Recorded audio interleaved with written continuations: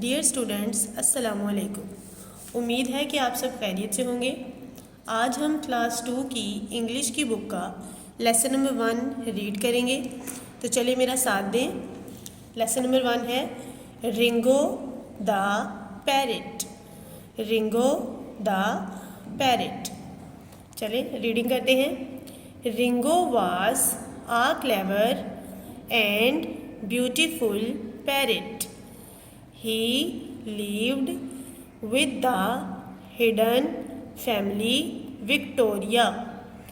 Ricky, their parents and grandparents. Every day after the children finished their homework, they played and talked to Ringo. They had taught him many words.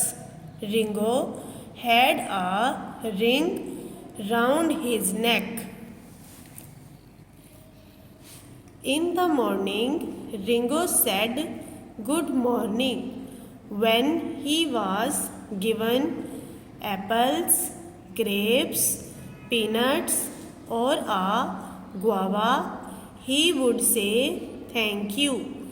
When the children went to school, Ringo would say bye-bye. If someone entered the room, Ringo would ask, who is there? Next page पर आते हैं। One day, the children were at school and mother was in the kitchen with grandmother. A thief entered the house. He came in through a window in the living room. There was no one there.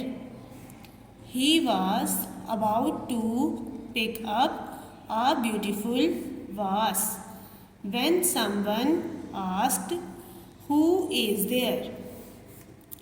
The thief was scared and dropped the vase. Ringo had asked the question. The thief thought there was someone in the room.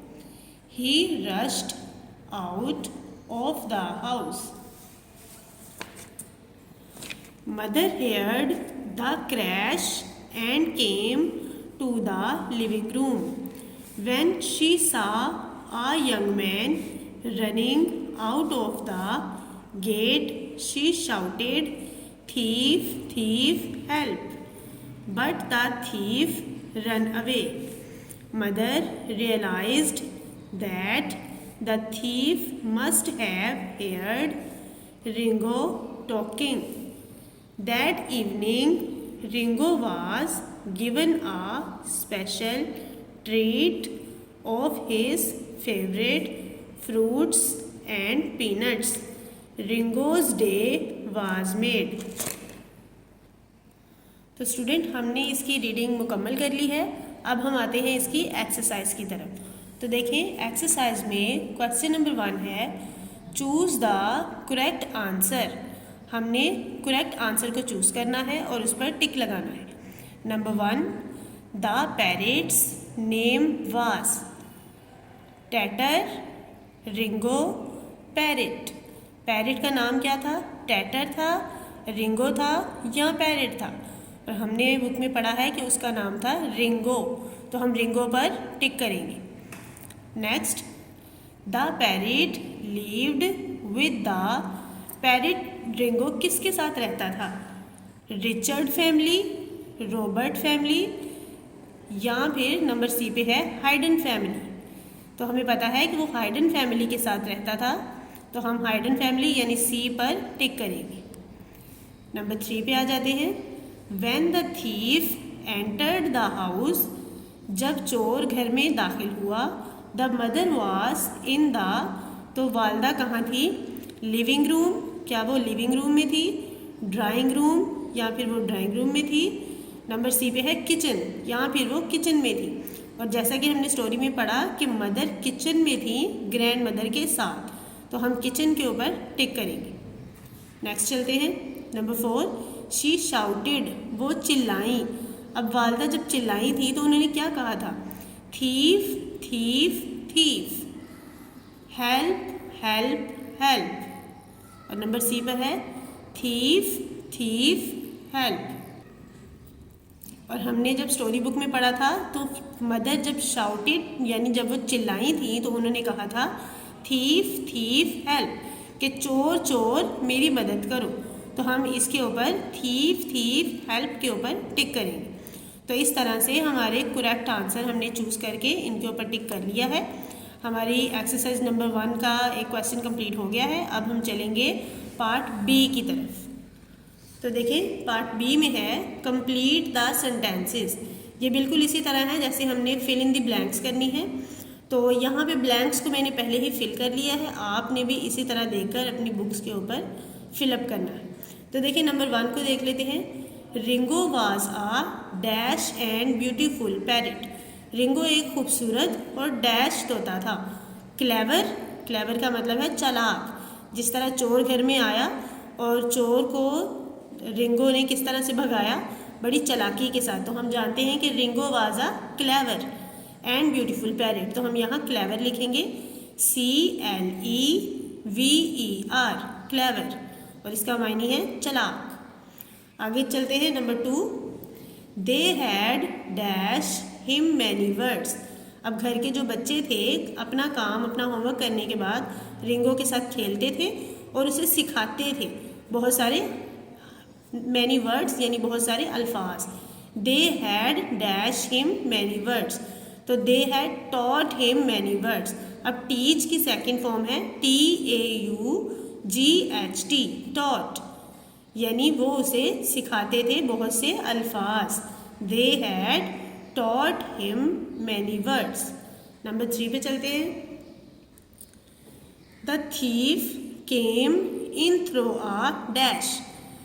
चोर घर में किस तरह से दाखिल हुआ? वो दरवाजे के ज़रिए तो दाखिल नहीं हुआ था, हम जानते हैं कि वो खिड़की के ज़रिए से आया था। तो हम यहाँ पे लिखेंगे window, WINDOW, window. The thief came in through a window. Number 4 पे चलते हैं। The thief was dash and dropped the vase. जब चोर ने फ्लावर वास पकड़ लिया, फूल का गुलदान पकड़ लिया, तो उसने क्या किया? पहले तो वो डर गया और उसके बाद उसने वास को गिरा दिया। Dropped the thief was scared. Scared के स्पेलिंग पढ़ लेते हैं, SCARED, स्केयर्ड, SCARED, स्केयर्ड, यानी डर जाना। The thief was scared. आज देखें हमने कंप्लीट द सेंटेंसेस, हमने अपनी फिल इन द ब्लैंक्स भी कंप्लीट कर ली है। आपने इसे बहुत अच्छे से याद करना है और अपनी बुक्स के ऊपर पेंसिल की मदद से लिखना है। नंबर सी पर आ जाते हैं। Answer the following questions. अब हमने इन क्वेश्चन के आंसर देने हैं। मैंने देखे पहले से ही लिख के आप लोगों के लिए रखे हैं ताकि आपको आसानी हो। तो चलिए देखे पढ़ते हैं। नंबर 1, व्हाट वुड रिंगो से इन द मॉर्निंग। रिंगो सुबह के वक्त क्या कहता था? इन द मॉर्निंग, सुबह के वक्त, रिंगो सेड गुड मॉर्निंग। देखिए जब भी हम सुबह उठते हैं तो दोस्तों से मिलते हैं या स्कूल आते हैं या अपने पेरेंट्स से, तो हम सबसे पहले गुड मॉर्निंग कहते हैं। तो बच्चों ने रिंगो को भी ये सिखा रखा था कि सुबह के टाइम क्या कहना है? Good morning. तो देखें वो पढ़ेगा, in the morning Ringo said good morning. In the morning Ringo said good morning. Number 2, what would Ringo say when he was given peanuts. अब रिंगो को पीनट्स बहुत ज़्यादा पसंद थे, तो जब उसे कोई पीनट देता था तो वो क्या कहता था? He would say thank you. He would say thank you when he was given peanuts. He would say thank you, वो शुक्रिया अदा करता था। When he was given peanuts, जब कोई उसे मूंगफली देता था। हमें भी जब कोई चीज़ कोई दे तो हमें उसका शुक्रिया अदा करना चाहिए और कहना चाहिए थैंक यू। आगे चलते हैं नंबर 3 पे।